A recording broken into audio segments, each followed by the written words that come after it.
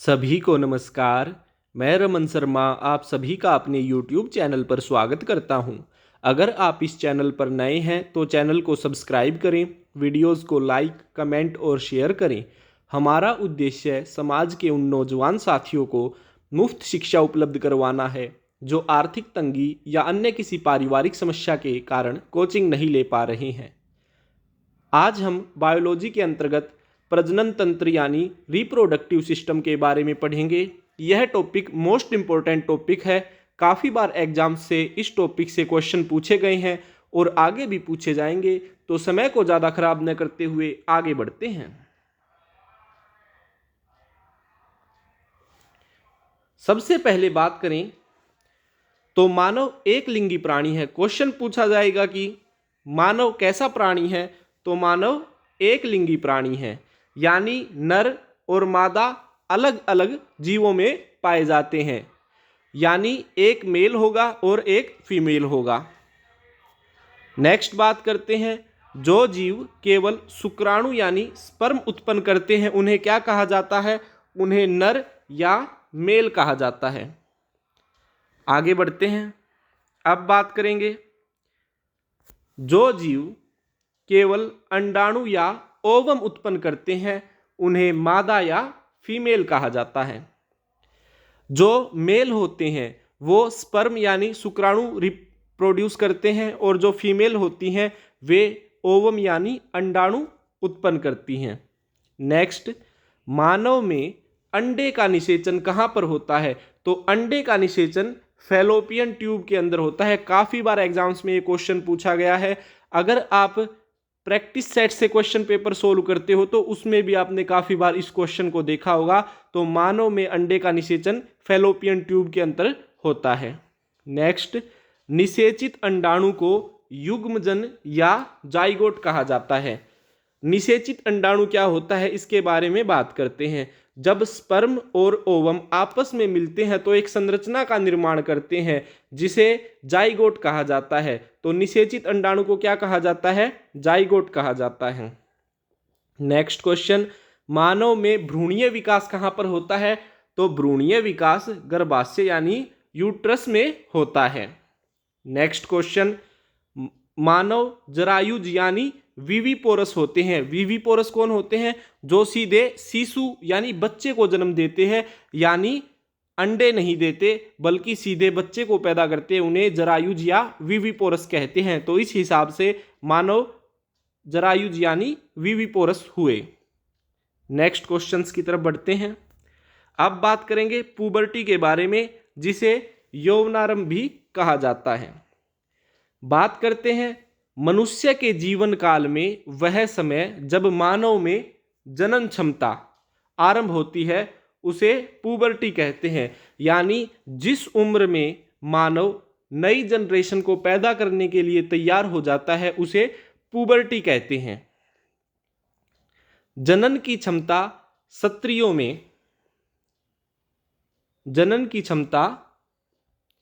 स्त्रियों में सामान्यतः 12 से 16 वर्ष की उम्र में प्रारंभ होती है, जबकि 40 से 50 वर्ष की आयु में समाप्त हो जाती है। यानी प्यूबर्टी महिलाओं में 12 से 16 वर्ष की आयु में शुरू होती है। किसी में 12, किसी में 13, 14, 15, 16, यानी 12 से 16 एवरेज मान लेते हैं, उसमें शुरू होती है और 40 से 50 वर्ष की आयु में समाप्त हो जाती है। नेक्स्ट आगे बढ़ते हैं। अब बात करें, पुरुषों में भी यौवनारंभ 12 से 16 वर्ष की उम्र में होता है, जबकि 50 वर्ष की उम्र के बाद धीरे धीरे जनन क्षमता घटती जाती है। ये हमने प्यूबर्टी के बारे में बात की। अब हम सेकेंडरी सेक्सुअल कैरेक्टर्स के बारे में बात करेंगे। यौवन आरंभ के समय मनुष्य के शरीर में अनेक प्रकार के परिवर्तन होते हैं तथा अनेक ऐसे परिवर्तन होते हैं जो मादा को नर से विभेदित करते हैं। अब जब पुबर्टी यानी यौवनारंभ शुरू होता है मनुष्य के अंदर, तो लड़के और लड़कियों के शरीर में कुछ चेंजेस आते हैं जिन्हें सेकेंडरी सेक्सुअल कैरेक्टर्स या गौण लैंगिक लक्षण कहा जाता है। उन चीज़ों से हम नर और मादा यानी मेल और फीमेल के अंदर अंतर समझ सकते हैं। कैसे होंगे ये चेंजेस, क्या है, इनके बारे में बात करते हैं। जैसे अगर कोई लड़का होगा तो लड़के के मूछें आने लगेंगी, धीरे धीरे थोड़ी थोड़ी दाढ़ी आने लगेगी। तो पुबर्टी टाइम जब लड़के के अंदर आता है तो मूछ दाढ़ी उसके अंदर आने लगती हैं और महिलाओं के स्तन का आकार बढ़ने लगता है। तो इस प्रकार से हम लड़के और लड़की को एक बार देखते ही पहचान लेंगे कि ये लड़का है और ये लड़की है। इस प्रकार से उन दोनों के अंदर विभेद होगा। और कुछ चेंजेज ऐसे होते हैं पुबर्टी के या सेकेंडरी सेक्सुअल कैरेक्टर्स जो समान होते हैं, वो ऐसे होते हैं जैसे अंडर आर्म्स और अंडर लेग्स, यानी जांघों और काख के अंदर लड़के और लड़कियों में बाल आने शुरू हो जाते हैं। तो ये सेकेंडरी सेक्सुअल कैरेक्टर्स होते हैं। नेक्स्ट बात करते हैं मेंस्ट्रुएशन साइकिल यानी ऋतुस्राव चक्र के बारे में। गर्भावस्था को छोड़कर प्रति 26 से 28 दिनों में गर्भाशय यानी यूट्रस से रक्त का स्राव होता है। इसे ही मासिक धर्म या रजोधर्म या ऋतुस्राव चक्र कहते हैं। यानी महिलाओं के अंदर मेंस्ट्रुएशन साइकिल होती है। तो क्वेश्चन पूछेगा कि महिलाओं में मेंस्ट्रुएशन साइकिल या मासिक धर्म या रजोधर्म या ऋतुस्राव चक्र प्रत्येक कितने दिनों में होता है? 26 से 28 दिनों में होता है। इसमें क्या होता है, जो यूट्रस यानी गर्भाशय होता है उसके अंदर से ब्लड यानी रक्त निकलता है। इसे क्या कहा जाता है? मासिक धर्म, रजोधर्म या ऋतुस्राव चक्र या मेंस्ट्रुएशन साइकिल कहा जाता है। अब ऐसा क्यों होता है? आप लोगों को इस बात का पता चल चुका है कि पुबर्टी क्या होता है। जब मनुष्य जनन करने की क्षमता प्राप्त कर लेता है तो उसे पुबर्टी कहते हैं। तो महिलाओं के शरीर के अंदर नए बच्चे को जन्म देने के लिए एक प्रोसेस शुरू होता है। उस प्रोसेस के अंदर उनके शरीर के अंदर अंडाणु यानी ओवम बनता है और उस ओवम को संभालने के लिए गर्भ का निर्माण होता है। लेकिन जब वह अंडा बच्चे के रूप में नहीं बन पाता है तो वो गर्भ व्यर्थ रह जाता है, तो उसका शरीर के अंदर कोई भी कार्य नहीं होता है। इसलिए महिलाओं का शरीर अपने आप ही उस गर्भ को शरीर से बाहर खून के रूप में निकालता है, तो जिसे मासिक धर्म, रजोधर्म या ऋतुस्राव चक्र कहते हैं।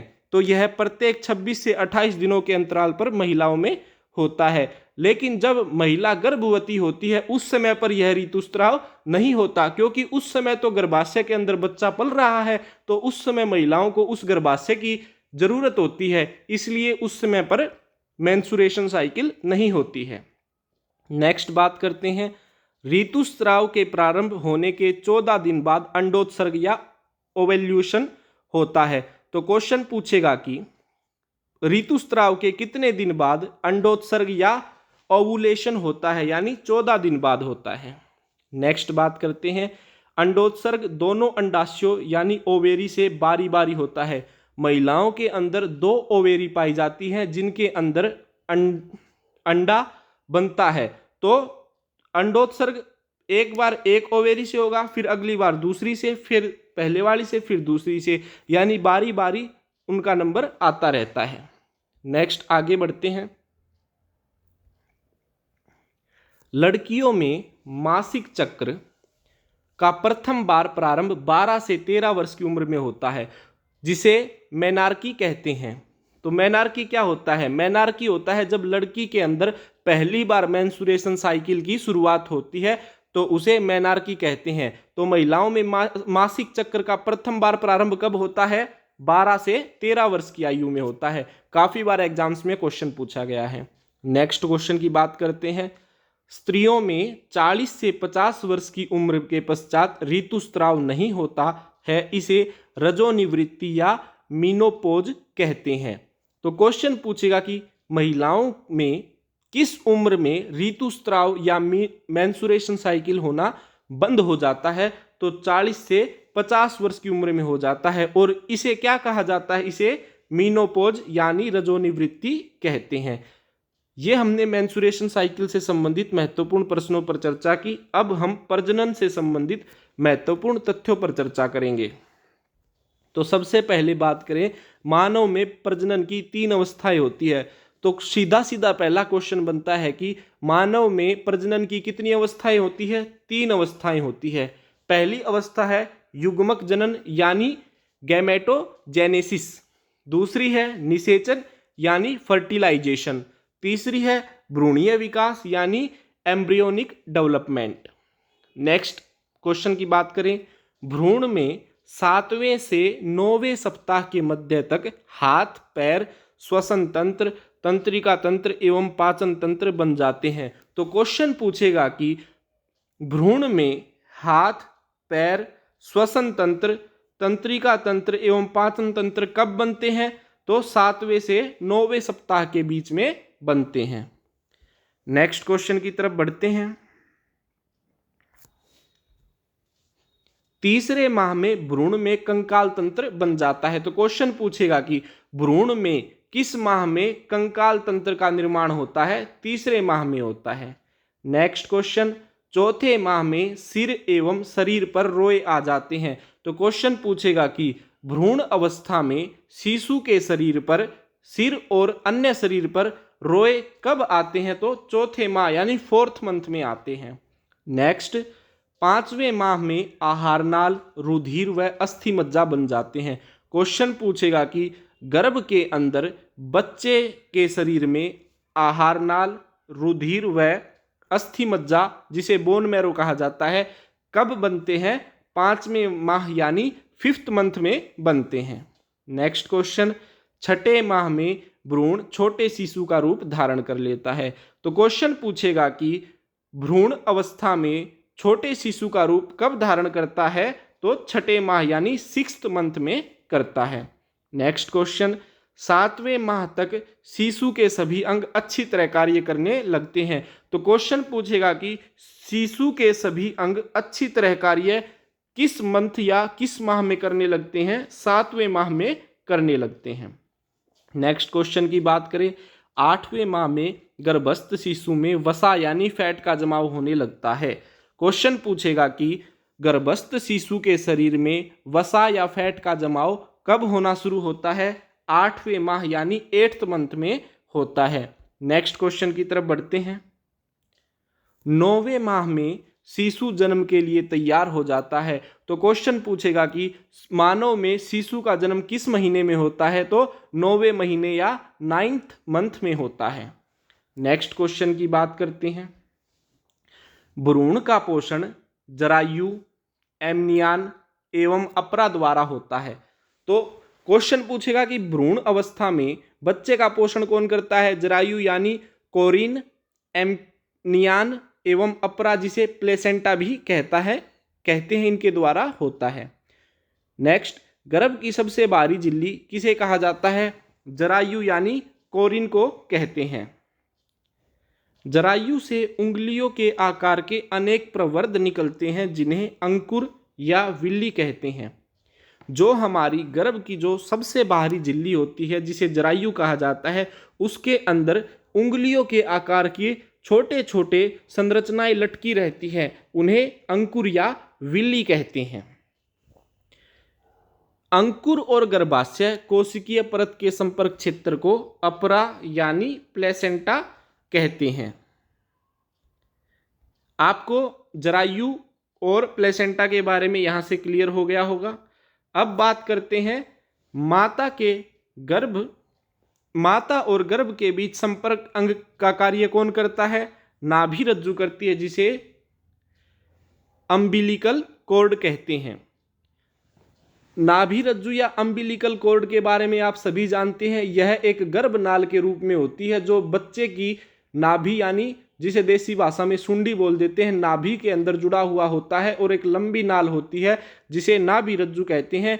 इसी के द्वारा मां से बच्चे तक महत्वपूर्ण चीजें पहुंचती है और बच्चे का पोषण भी होता है। नेक्स्ट, मनुष्य में गर्भाधान काल कितने दिनों का होता है? 280 दिनों का होता है, यानी 280 दिनों के बाद बच्चे का जन्म हो जाता है। जो एवरेज टाइम पीरियड माना गया है वो 280 दिनों का होता है। ये भी काफ़ी बार एग्जाम्स के अंदर पूछा गया है। तो आज हमने मानव के अंदर प्रजनन तंत्र से संबंधित महत्वपूर्ण प्रश्न पर चर्चा की। आशा करता हूँ आपको यह अच्छे से समझ में आ गई होगी।